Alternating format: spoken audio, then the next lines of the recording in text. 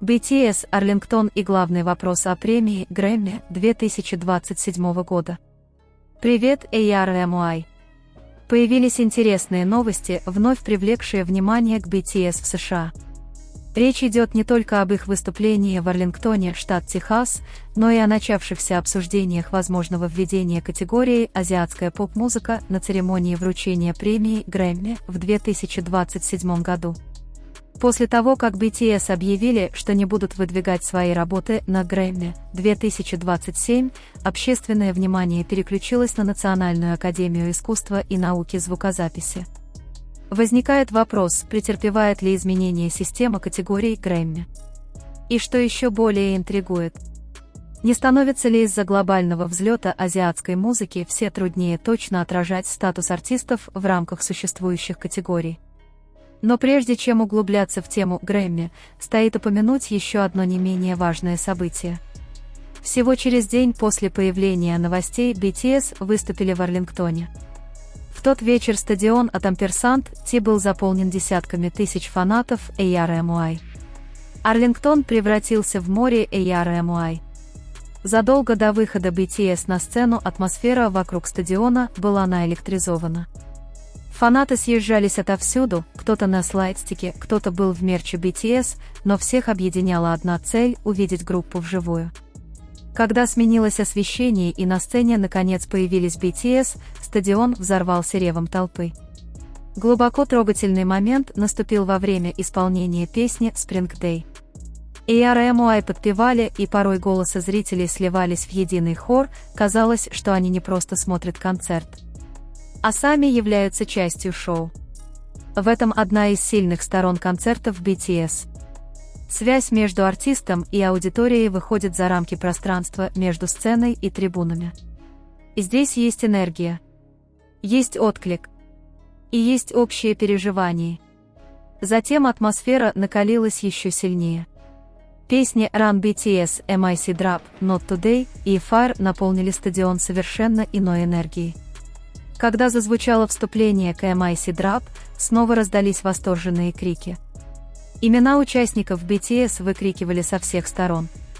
А затем Not Today и Fire еще больше подняли градус всеобщего возбуждения. И все же был один момент, который казался особенно интересным в контексте нынешних дискуссий о мировой музыке. От Техаса до Арирана. По мере развития концерта музыка BTS переносила зрителей в мир Арирана. Именно в этот момент событие приобрело глубокий символический смысл. С одной стороны, в американской музыкальной индустрии шли споры о том, как классифицировать музыку из Азии. С другой, на стадионе в Техасе десятки тысяч людей просто наслаждались музыкой BTS, не задумываясь о подобных ярлыках. Они пришли не для того, чтобы спорить, относятся ли песни к поп, азиатской поп-музыке или какой-либо иной категории, они пришли насладиться музыкой.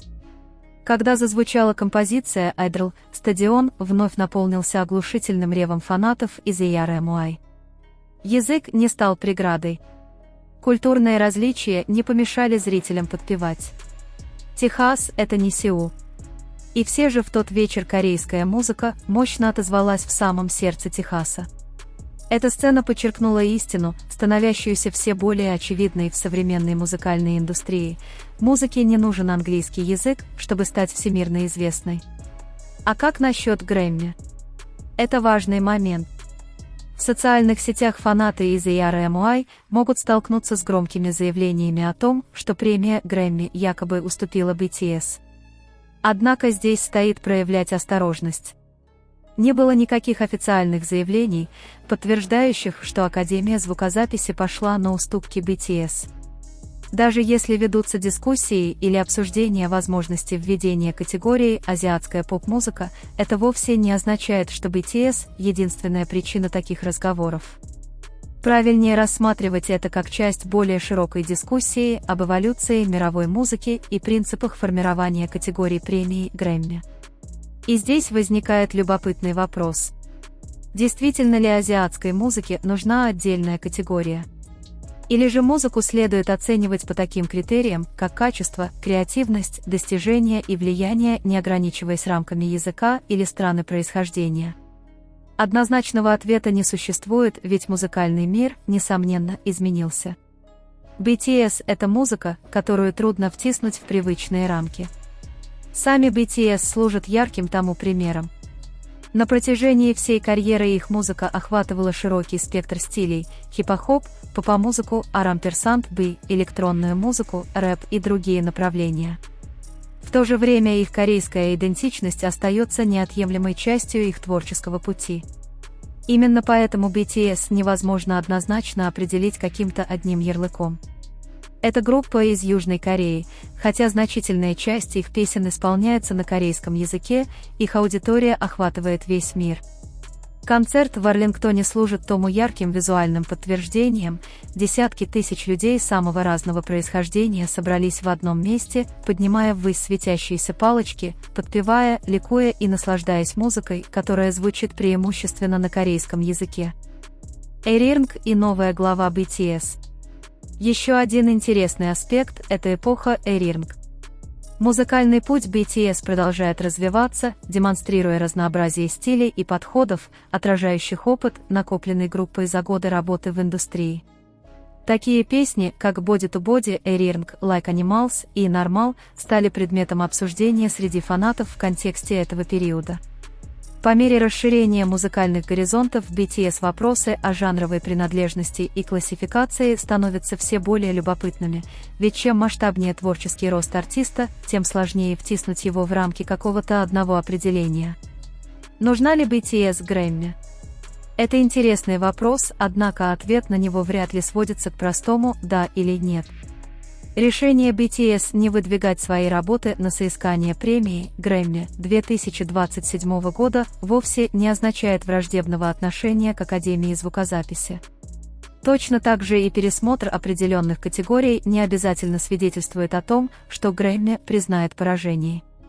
Важно различать факты, сообщения СМИ и интерпретации фанатов.